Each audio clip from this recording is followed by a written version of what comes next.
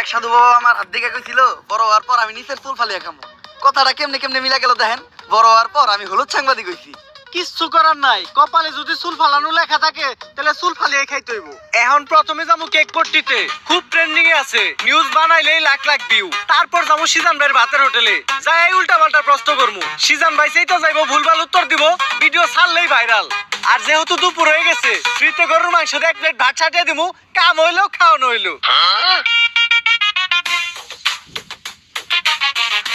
কি গো ভাই, এই জায়গায় এত মানুষ কে? কি হইছে এই জায়গায়?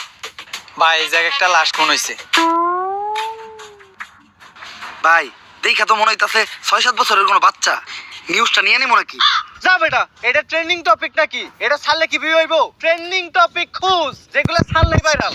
তাইলে ভাই কন্টেন্ট ক্রিয়েটর শিবন মিয়া আছে না, ও নাকি ওর মায়েরে ভাত দেয় না, কিন্তু বিরিয়ানি দেয় 3 বেলা। বিরিয়ানি দেয় কাইটা, এই যে ভাত দেয় না, এই জিনিসটাতে হাইলাইট করে নিউজ বানাইলে কেমন হয়? এর লিগাই তো আমি তোরে আমার লগে রাখি। হলুদ সাংবাদিক হওয়ার পরে আমরা উল্টা পাল্টা নিউজ বানানি করছি শুরু।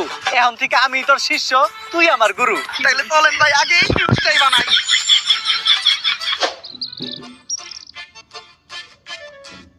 স্যার স্যার স্যার দাঁড়ান, একটু দাঁড়ান। স্যার আপনি করে দেখে মনে হইতেছে আপনারা মিডিয়ার লোক। আমার ছোট্ট একটা বোন মাদ্রাসায় পড়ে, বয়স মাত্র 13। এক জানোয়ারের বাচ্চায় ওরে দর্শন করছে, কিন্তু কোনো বিচার পাইতাছি না। মিডিয়াই তো এই দেশের সব থেকে বড় শক্তি। স্যার আপনারা এই বিষয়টা নিয়ে একটা নিউজ করেন, যাতে আমি আর আমার বোন ন্যায্য বিচারটা পাই। আরে বেটা, এটা কি কোনো বিষয়? দর্শন তো এই দেশে প্রতিদিনই হয়, এটা নিয়ে নিউজ করার কি আছে? ট্রেন্ডিং কোনো বিষয় থাকলে কও, যেটা নিয়ে নিউজ করলে লাখ লাখ ভিউজ আইবো। এক কাজ করো, কেক বানাও আর নাইসে নাইসে কেক বিক্রি করো। এই নাও আমাকে কাট। যদি এটা আসলেই করো তাহলে যোগাযোগ করো, আইয়া নিয়ে ভিডিও বানাই দিয়ে যাবনি। আর এখন আমাকে সময় একটু কম, স্বপন মিয়ার পারিবারিক বিষয়ে আঙ্গুল দিতে হইব। জান ভাই।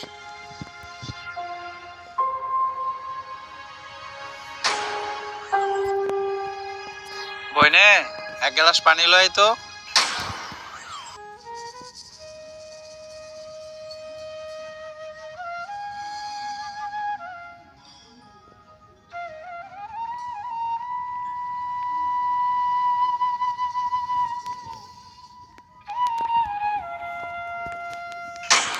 এই যে আমি আমার সব মার্বেল এনে রাখলাম, আমি যদি এই মার্বেলটা লাগাইতে পারি তাহলে তোর সব মার্বেল কিন্তু আমার। আর না লাগাইতে পারলে তোর সব মার্বেল আমার। ঠিক আছে, তুই একটু হইরা বয়। কে? তুই যদি অনেক বইয়া থাকস, আমি মার্বেল মারলে এই মার্বেলে না লাগলেও তোর মার্বেলে ঠিকই লেগে যাইব।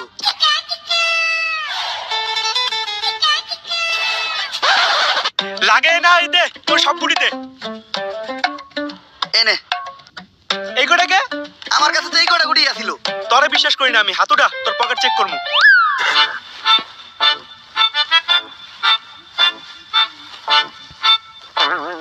কিরে তুই মিছা দোকে লিখা, এই যে বড় বড় দুটো মার্বেল তুই তোর পকেটে লুকিয়ে রাখছ। ওই দুইটা স্যার আল্লাহ কর, আমার পকেট ফুটা, তুই আমার পার্সোনাল মার্বেল হাত দিছস।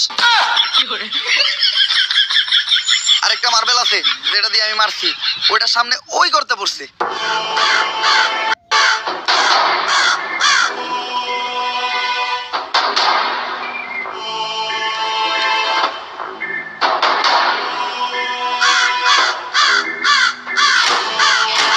ওই কিরে আমার হাত আটকে গেছে, ওই তাড়াতাড়ি আয়, আমার এন থেকে ছুটা।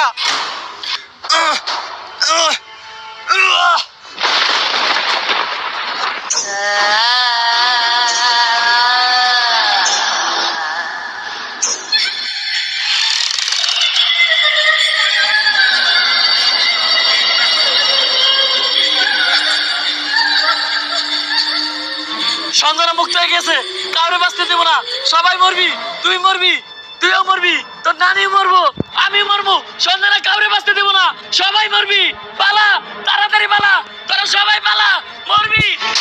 কে সঞ্জনা?